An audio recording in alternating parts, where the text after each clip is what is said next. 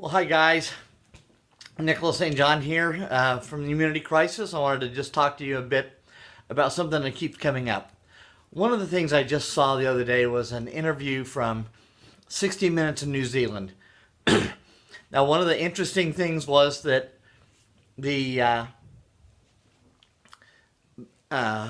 several years ago, 2009, there was an interview done on a man who was had H1N1, swine flu. You can probably remember that several years ago. And he was actually on his, thanks Ashley. Go ahead and follow us. We've got a lot of interesting things we'll be talking about today.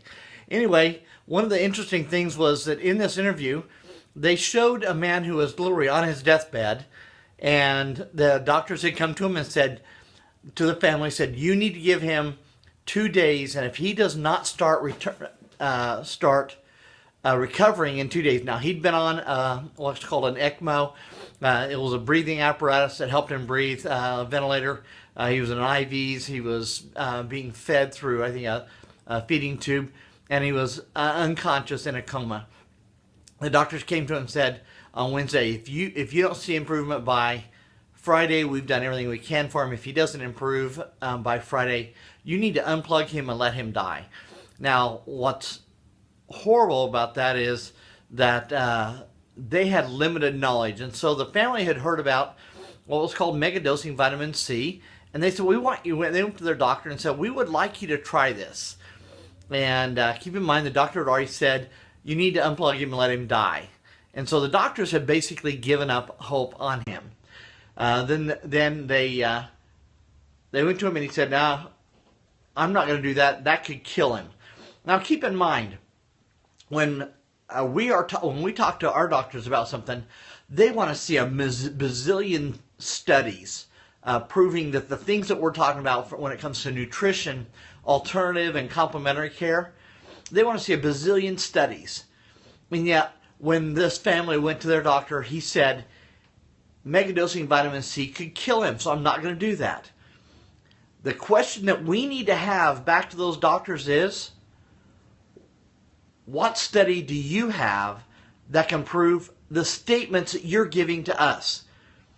And the theme today is our relationship with our doctors. Now, ultimately, they fired their doctor. Now, Dr. Andrew Saul has a book called Fire Your Doctor. He has a website, dryourself.com. He has a lot of great stuff. The guy is brilliant.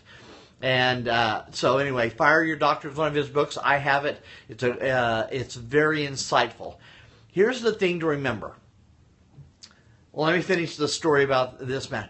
So they fired their doctor. They went and found a doctor who said, all right, I'm game for it. I will try that. And so they got a hold of a doctor here in the U.S. The guy explained what megadosing vitamin C was, how it worked, how to mix it, all that. And they gave it to him.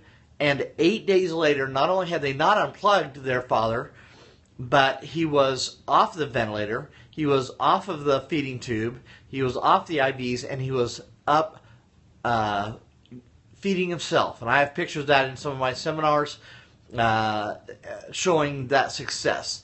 8 days. Now, the doctors have basically said, let the guy die, when megadosing vitamin C basically cured him.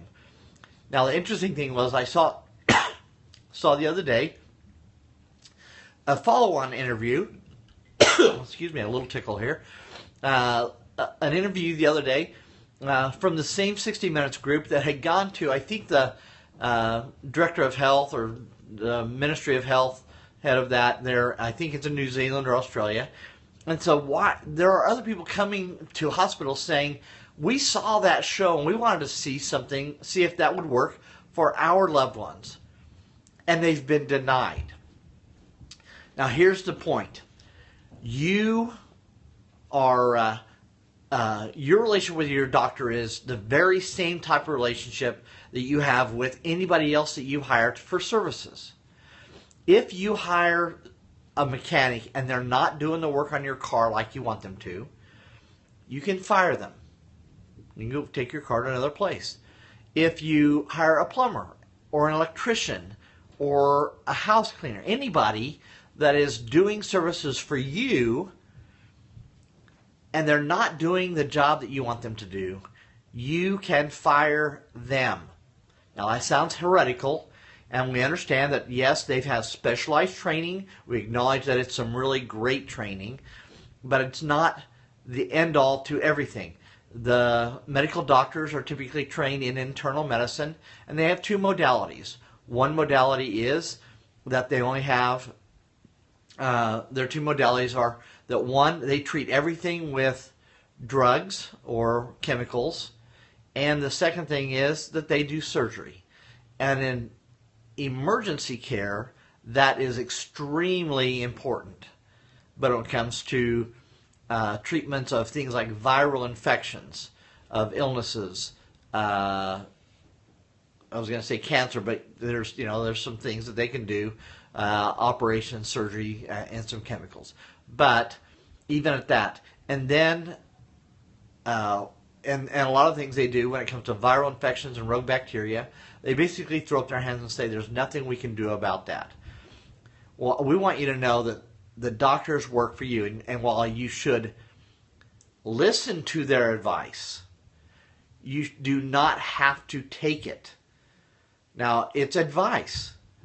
Just like a stockbroker. You hire a stockbroker and he says, my advice to you is you buy this stock. You're not under any compulsion to buy that stock. You can not buy it. If he gives you a bunch of recommendations, especially if he gives you recommendations that you lose money on, you can do and should do, the next thing is to fire him. Doctors can be fired. They are not the boss, and you are not the employee. It's the other way around. You hire them to do something for you. They may want you to feel bad about not taking their advice. They may try to scare you into taking their advice. They may balk at you getting a second opinion. But all of that is within your rights as a patient.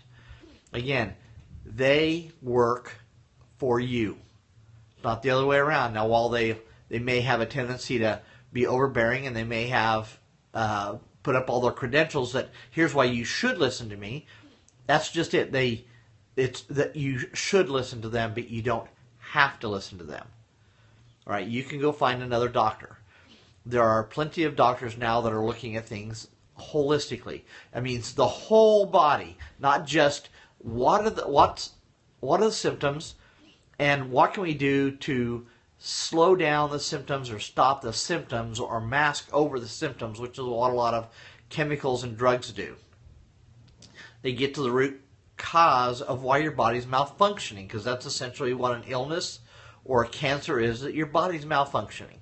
And so naturopaths, doctors of osteopathy, doctors of chiropractic, which are leaning a lot more towards the holistic and the whole body, things like naturopaths do. Homeopathy. There's a lot of other modalities besides just drugs and surgery. Now, if I'm in, if I get shot or I've been knifed or I'm in an automobile accident, those are the guys I want to go to. They have been specifically trained for that kind of emergency care. But when it comes to everyday things like illnesses of viral infections and bacterial infections, even things like parasites and digestive issues, a lot of that stuff is just an imbalance. And so finding a doctor who will look at you holistically, that will look at your whole body and see what is out of balance, if they can help recommend, again, all of them, they work for you. And just like anybody else that you hire, you can fire them. Don't be afraid to do that. Your health is your health. They don't suffer any consequences for giving you bad advice or advice that is doesn't have all of the answers, and they don't have all the answers. There are, again, more doctors that are leaning towards holistically, spending more and more time with their patients to find out what their root causes are, because until you get rid of the root cause, you cannot fix or cure patients. So, again, as you take back control, the whole idea of my upcoming show is about that we take back our own health care. Again, they don't suffer consequences In this interview, they interviewed a guy who is his sister, and they was sick, and I think she had H1N1 as well. They asked this family saw the interview on 60 Minutes New Zealand, saw the miraculous recovery of Alan Smith, and said, "We would like to do that for our sister." And this hospital said, "No, we're not going to do that." They ended up having to go get attorneys. By the time they fought through all of that, and finally they gave her, started a megadose of vitamin C. Unfortunately, it was started so late, and it was so late, that she unfortunately passed away. When your loved one passes away because they didn't megadose vitamin C early enough, there are no do-overs. You don't get to go start this over again and do it right the next time. That's what's critical about this. It's our health, and we need to take that back. I want to start a revolution of one-on-one people coming and seeing that they can take their health back. There are a ton of things that we can do. In my latest book, The Immunity Crisis in America, you will see how you can come to the conclusion that almost everything that we get, every viral infection, every rogue bacteria, most diseases all come because we have an immune system that is weak or compromised. More and more kids have compromised immune systems from little. Now, I don't know exactly what causes that, but I know that it's not good, and we need to start taking our health back. So, join me Tuesday afternoons, 3 o'clock Pacific, 6 o'clock Eastern Time, 5 Central. My new radio show, The Immunity Crisis, the Health Cure Show on VoiceAmerica.com, the Health and Wellness Channel. Again, it's 3 o'clock Pacific, 6 o'clock Eastern, where I go into more of this. I'm going to be interviewing Dr. Christine Horner, who has a book out about waking the warrior goddess. And she is an expert in prevention, and she's a surgeon. Her specialty was breast cancer. So we're going to be talking about how to prevent breast cancer.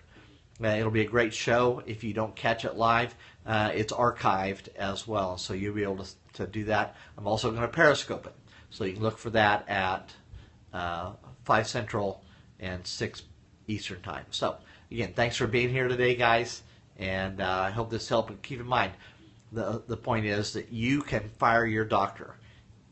It's called a practice for a reason. So, thanks for stopping by or taking the time to do the replay. I appreciate it. Whoop.